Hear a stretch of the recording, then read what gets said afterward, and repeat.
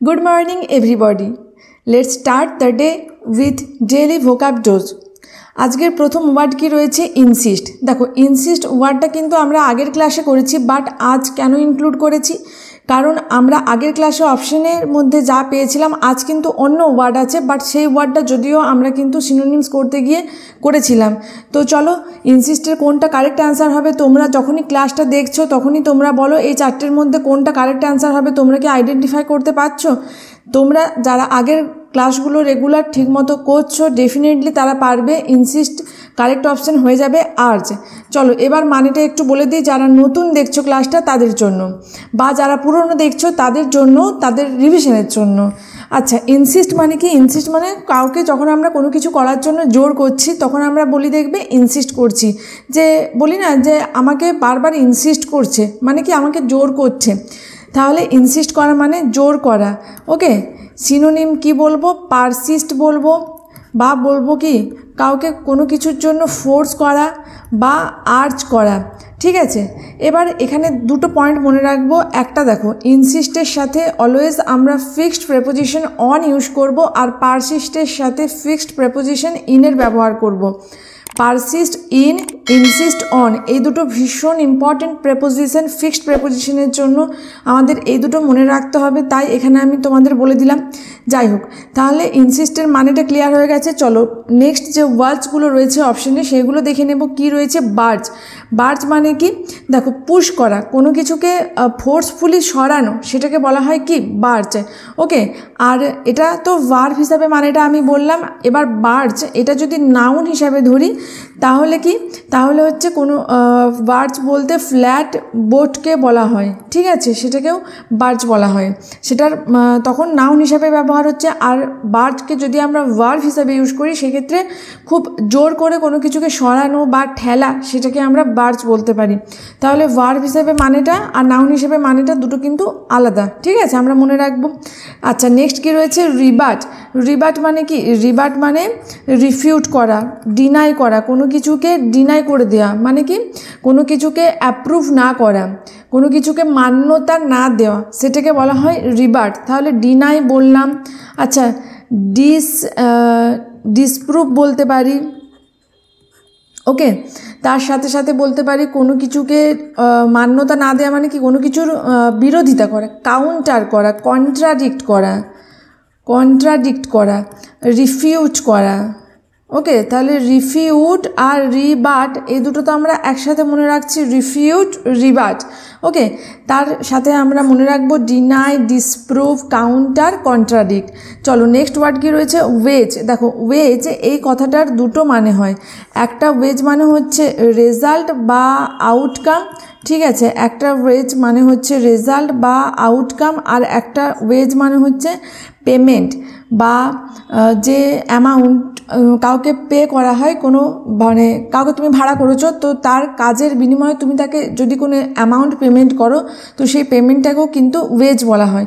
ওকে, তাহলে ওয়েজের দুটো মানে একটা রেজাল্ট আর একটা পেমেন্ট।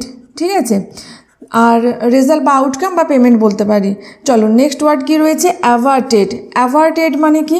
অ্যাভার্টেড মানে কোনো কিছুকে এড়িয়ে যাওয়া। তাহলে কোনো কিছুকে এড়িয়ে যাওয়া মানে কি বলতে পারি? অ্যাভয়েড বলতে পারি, শান, SHUN, শান বলতে পারি, ইভেড বলতে পারি। দেখো অ্যাভয়েডের সিনোনিম হিসাবে আমরা কিন্তু আগের দিন ইভেড ওয়ার্ডটা অপশানসে পেয়েছিলাম। আজকে অ্যাভার্টের সিনোনিম হিসেবে কোনটাকে পাবো? দেখো অ্যাভয়েডেডটা পেয়ে গেলাম, অ্যাভার্টের সিনোনিম। ঠিক আছে, কিন্তু আগের দিন অ্যাভয়েডের সিনোনিম হিসাবে কি পেয়েছিলাম? ইভেড পেয়েছিলাম। তাহলে দেখো আমরা যে এক্সট্রা সিনোনিমসগুলোকে প্রত্যেক দিন রিভিশন করছি ওটা কিন্তু আমাদের কোনো না কোনো অপশানসে গিয়ে আমরা কখনো দেখতে পাচ্ছি। যাই হোক, তাহলে অ্যাভার্টেড মানে হচ্ছে এড়িয়ে যাওয়া বা মুখোমুখি না করা, মুখোমুখি ফেস না করা, সেটাকে অ্যাভার্টেড বলি। তাহলে অ্যাভয়েডেড, শান্ট, ইভেড। এবার তোমার অপশানে কি রয়েছে? শটা জানি। হচ্ছে V2, কান না SEEC, এটা হচ্ছে V1, তার V2 হচ্ছে শ।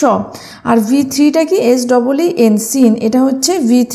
ঠিক আছে, এবার নেক্সট কি রয়েছে কনফ্রন্টেড। কনফ্রন্টেড মানে কি কোনো কিছুকে মুখোমুখি সামনা করা বা ফেস করা, সেটাকে বলা হয় কনফ্রন্টেড, অর্থাৎ চ্যালেঞ্জ করা। CHALLENGE, কোনো কিছুকে চ্যালেঞ্জ করা অর্থাৎ সামনা করা বা সামনাসামনি হওয়া কোনো কিছু, সেটাকে কনফ্রন্টেড বলা হয়। আর ফস্টার মানে কি লালন পালন করা, মানে রেয়ার বলতে পারি, ঠিক আছে, রেয়ার মানে লালন পালন করা। কাল্টিভেট বলতে পারি, ওকে, একটা ফ্রেজাল ভাব আছে যেটা খুব ইম্পর্টেন্ট, ব্রিং আপ মানে লালন পালন করা, ঠিক আছে। এগুলো তো লালন পালন করা অর্থে আমরা ব্যবহার করছি। তার সাথে সাথে দেখো আমরা এনকারেজ করাকেও ফস্টার বলতে পারি, এনকারেজ করাকেও ফস্টার বলতে পারি, বা কাউকে হেল্প করা, এড, কোনো কিছুকে প্রমোট করা, সেক্ষেত্রেও আমরা কিন্তু ফস্টার ওয়ার্ডটা ইউজ করি।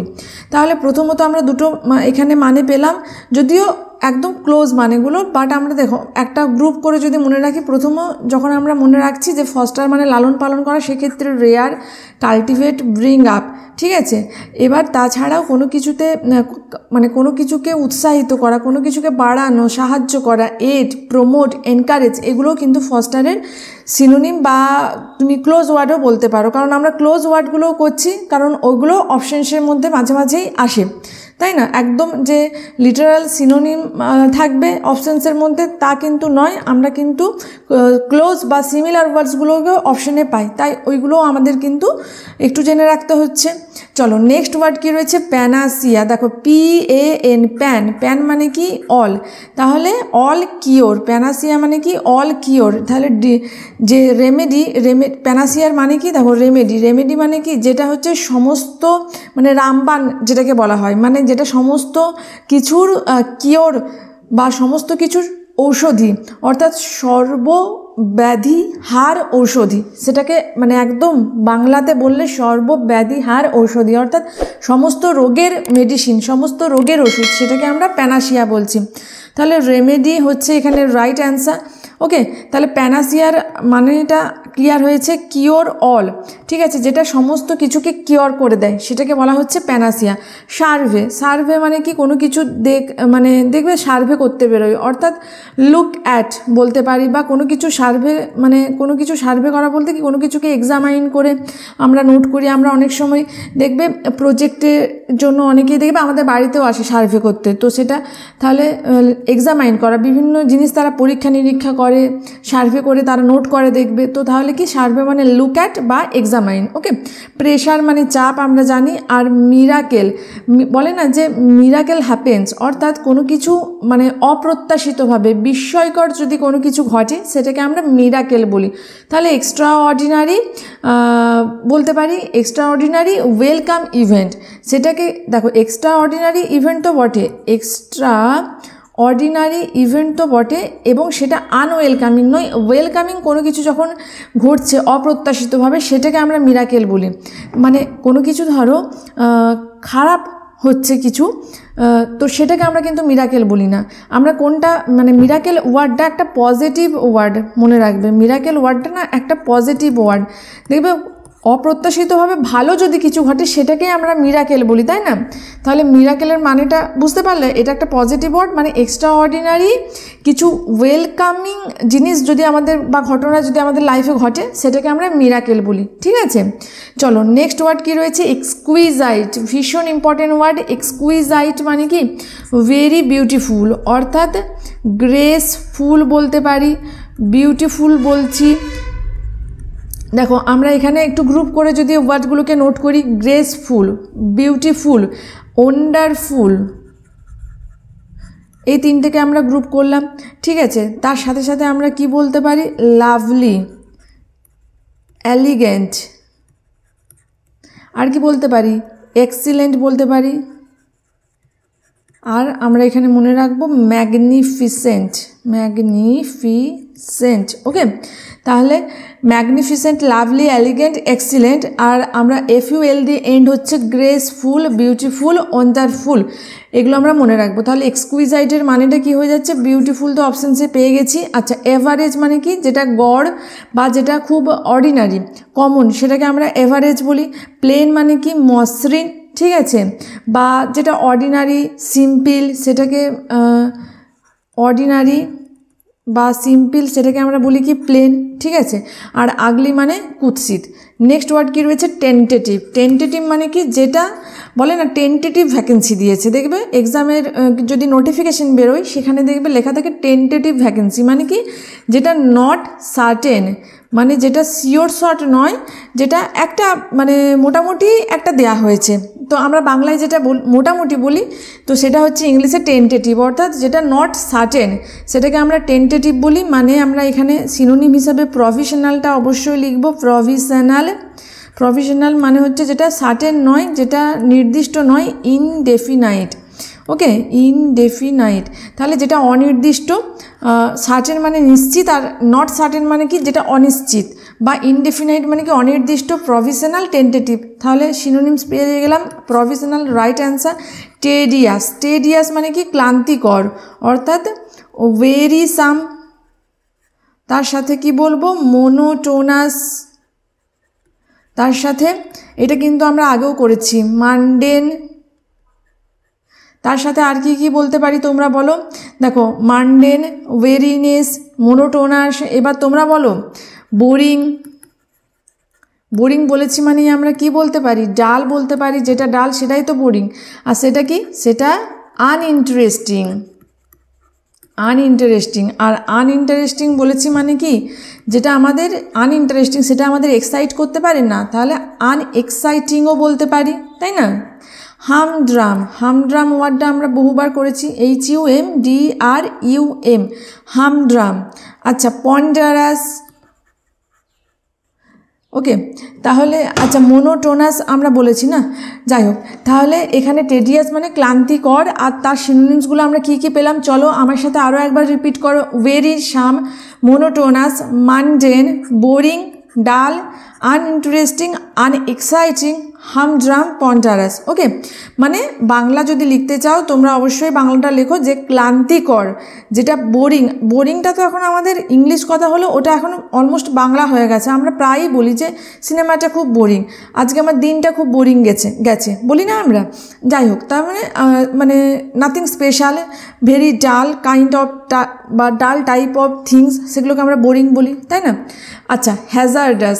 হ্যাজার্ডাস মানে কি যেটা খুব বিপজ্জনক, যেটা ঝুঁকিপূর্ণ, যেটাকে আমরা ইংলিশে রিস্কি বলতে পারি। তাহলে কি বলতে পারি? ডেঞ্জারাস বলতে পারি, বিপজ্জনক, রিস্কি মানে ঝুঁকিপূর্ণ। যেটা আনসেফ সেটাকে আমরা হ্যাজার্ডাস বলতে পারি। প্রিকারিয়াস বলতে পারি। ওকে, আচ্ছা অবসোলিট। অবসোলিট মানে কি যেটা আউটডেটেড হয়ে গেছে, যেটা এনসিয়েন্ট, যেটা পুরাতন, সেটাকে আমরা অবসোলিট বলি। তাহলে এনসিয়েন্ট বলেছি, এবার তার সাথে আর্কেইক বলতে পারি। আর্কেইক, এনসিয়েন্ট। আচ্ছা যেটা আউটডেটেড, আউট অফ ডেট, বা যেটা ওল্ড ফ্যাশনড, ঠিক আছে, যেটা no longer in use, no longer in use, সেটাই অবসোলিট। মানে যেটা আর ব্যবহারের উপযোগী নেই, বা যেটা আর ব্যবহার করা হয় না, যেটা পুরাতন হয়ে গেছে, সেটাকে অবসোলিট বলি। আচ্ছা অবসোলিটের অ্যান্টোনিম বললে কি বলবো মনে পড়ছে? আমি কিন্তু আগের ক্লাসে তোমাদের বলেছিলাম অবসোলিটের অ্যান্টোনিম দেখো ভোগ। ভগ মানে কি যেটা ফ্যাশন, যেটা এখন রিসেন্ট, যেটা ট্রেন্ডে বা যেটা ফ্যাশনে রয়েছে, সেটাকে আমরা ভগ বলি। একটা ইডিয়ামই আছে ইন ভগ, যেটার মানে হচ্ছে ফ্যাশনেবল বা ট্রেন্ডিং, বলি না ট্রেন্ডিং সং। ফ্যাশনেবল বা ট্রেন্ডিং যেটা মানে এখন ট্রেন্ডে যেটা চলছে, যেটা এখন প্রেজেন্টে ফ্যাশনে রয়েছে, প্রেজেন্ট স্টাইলটাকে যেটা রিপ্রেজেন্ট করে, সেটাকে আমরা ইন ভগ বলি। ওকে, আচ্ছা এখানে আরও একটা কথা আমি তোমাদের বলছি, VAGUE, ভেগ, এটার মানে কিন্তু অবস্কিওর, অবস্কিওর বা আবঝা বা অস্পষ্ট, যেটা আনক্লিয়ার, যেটা পরিষ্কার নয়, সেটা কিন্তু ভেগ, VAGUE, ভেগ।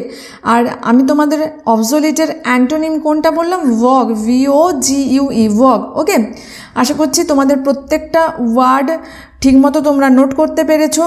আর তোমরা এখানে যে যে ক্লাসগুলো করছো তার PDF পেয়ে যাবে লার্নিং অরা টেলিগ্রাম চ্যানেলে। ডেসক্রিপশন বক্সে লিঙ্ক দেওয়া রয়েছে, সেখানে জয়েন হয়ে যাও। তোমরা ডেসক্রিপশন বক্সের লিঙ্কে গিয়ে টেলিগ্রাম চ্যানেলে জয়েন হয়ে যাও। সেখানে তোমরা এই যে তোমরা ওয়ার্ডসগুলো করছো সেগুলো কুইজের মাধ্যমে পাবে।